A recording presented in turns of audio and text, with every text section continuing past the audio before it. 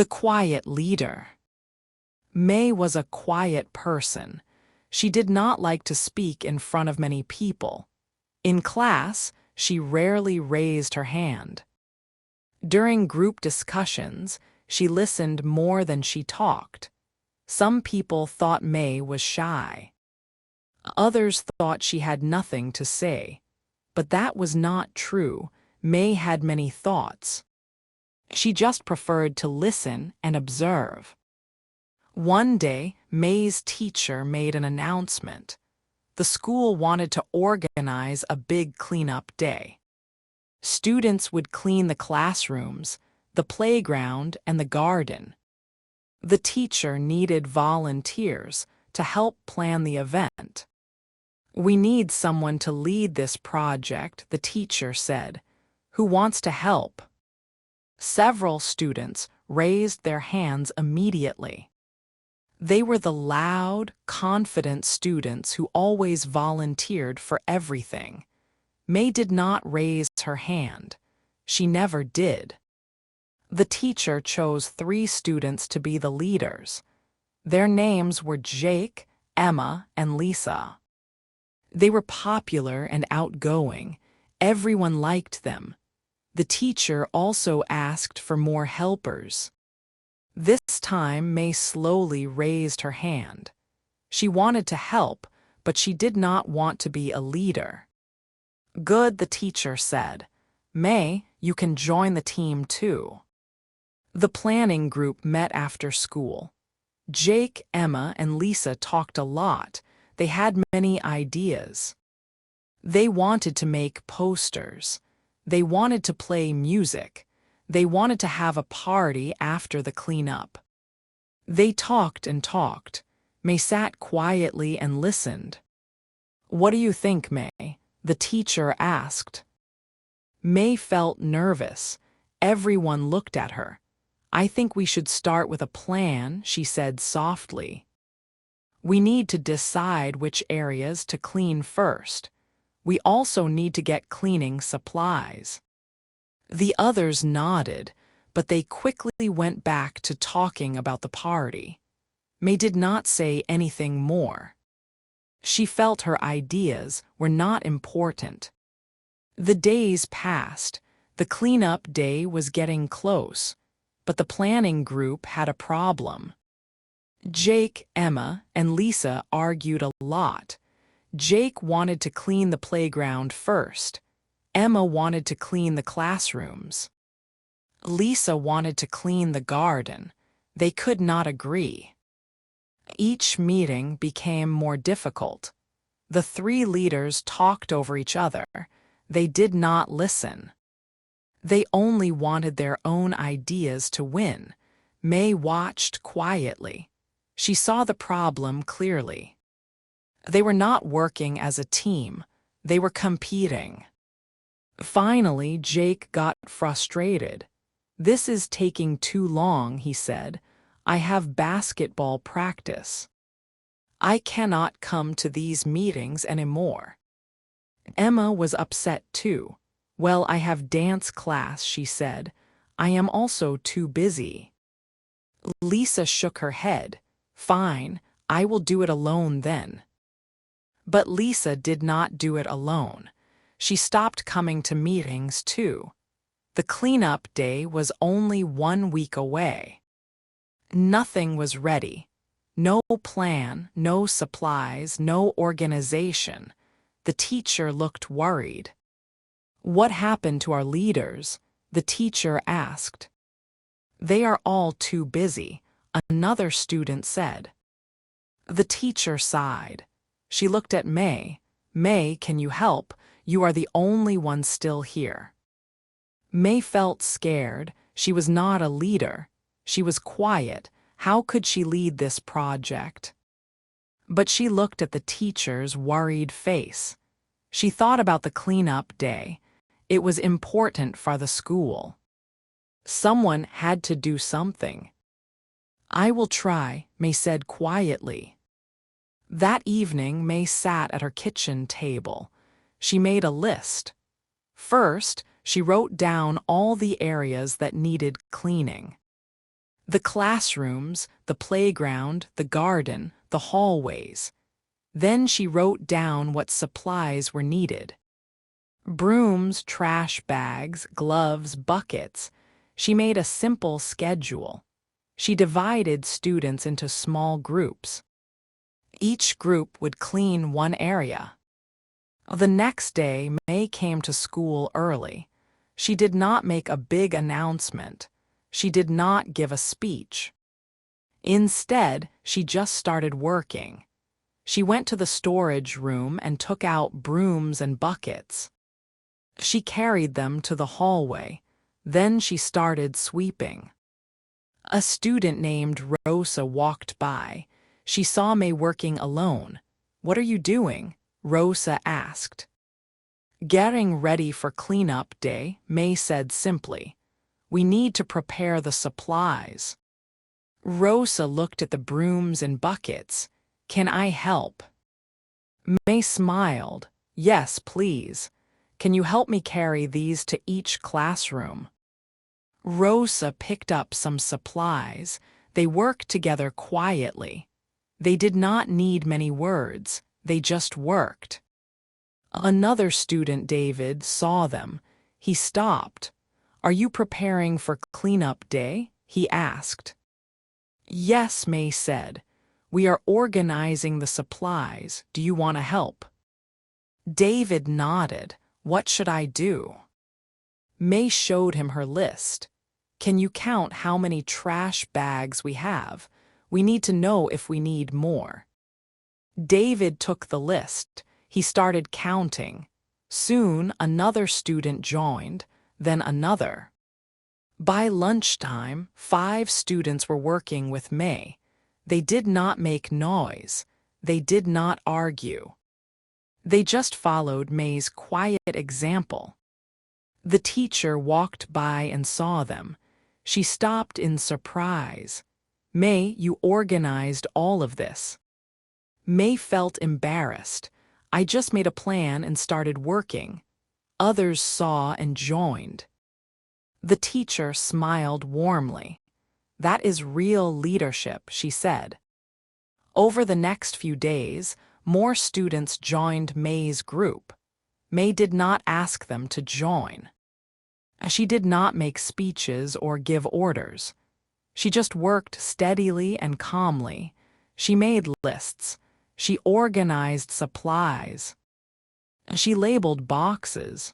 She prepared everything step by step.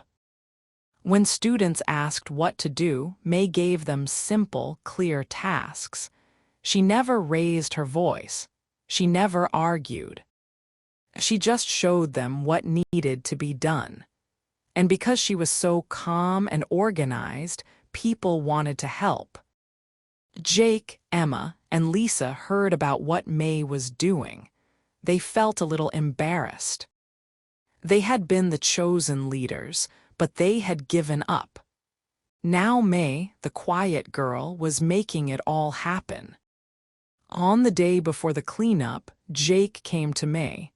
"I am sorry I left the project," he said. "Can I still help?" May nodded. "Of course. We need someone to organize the playground area. Can you do that?" Jake smiled with relief. "Yes, I can do that." Emma came next. "I want to help too," she said. "I was wrong to give up." May showed her the list. "The classrooms need a team leader. Can you organize that group?" Emma agreed. Lisa also came back. She apologized and asked to lead the garden group. May welcomed all of them. She did not make them feel bad. She just gave them tasks and trusted them to do well. Finally, cleanup day arrived.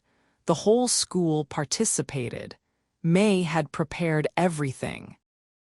Each group knew exactly what to do. Each area had a leader. All the supplies were ready and organized. The cleanup went smoothly. Students worked hard. They cleaned the classrooms until they sparkled. They picked up trash from the playground. They pulled weeds from the garden. They swept the hallways. The principal walked around the school. She was very impressed. Who organized this? She asked the teacher. May did, the teacher said proudly. She planned everything. The principal found May in the hallway. May was sweeping quietly, even though she had already organized everything. The principal smiled. May, the teacher told me you led this project. You did an excellent job. Everything is so well organized. May felt shy, thank you, but many people helped. The principal nodded. Yes, they helped, but you showed them how, you led by example. That is the best kind of leadership. After the cleanup, the school looked beautiful. The classrooms were clean and bright. The playground was neat. The garden looked lovely. Everyone felt proud of their work. That afternoon, the teacher gathered all the volunteers. She wanted to thank them. As she stood in front of the group and spoke, I want to thank everyone who helped today. You all worked very hard, but I especially want to thank May. She showed us what real leadership looks like. Everyone turned to look at May. May felt her face turn red. She was not used to attention. The teacher continued. May did not make big speeches. She did not argue or compete. She just worked quietly and steadily. She made a plan. She started working. And her calm, organized approach inspired others to join her. That is true leadership. The students clapped. Rosa stood up. I want to say something, she said. At first, I thought leaders had to be loud and confident. But May taught me that leaders can be quiet too. She showed us that actions speak louder than words. David agreed. May never told us what to do in a bossy way. She showed us. She made it easy to help because she was so organized and calm. Even Jake spoke up. I was supposed to be a leader, but I gave up. May did not give up. She just quietly kept going. That inspired me to come back and help. May felt tears in her eyes. She was so moved by her classmates' words. She had never thought of herself as a leader. But now she understood. Leadership was not about being the loudest or the most confident. It was about being steady, organized, and dedicated. The teacher smiled at May. You have a special gift, she said. You lead by example. That is very powerful. Never underestimate your quiet strength. From that day on, things changed for May. She was still quiet. She still did not like to speak in front of many people. But now she understood that she did not need to change who she was. Her quietness was not a weakness. It was a strength. Other students began to notice May more. When there was a group project, they asked for her help. When something needed to be organized, they thought of May. She became someone people trusted and respected. May also learned something about herself. She learned that she did not need to be loud to make a difference. She could lead in her own way. By being calm, organized, and hardworking, she could inspire others. Her actions spoke louder than words ever could. The cleanup day became a tradition at the school. Every year, students organized a big cleanup. And every year, people remembered how May had made the first one successful. Her quiet leadership had started something important. May kept her list from that first cleanup day. She put it in a special notebook. Sometimes she looked at it and smiled. It reminded her of an important lesson. Leadership does not have to be loud. Leadership can be quiet, steady, and strong. And sometimes the quietest people can make the biggest difference. Years later, when May thought about her school days, she always remembered the cleanup day. It was the day she discovered her own strength. It was the day she learned that being herself was enough. She did not need to change. She just needed to be brave enough to start, to work hard, and to trust that others would follow her example. And they did.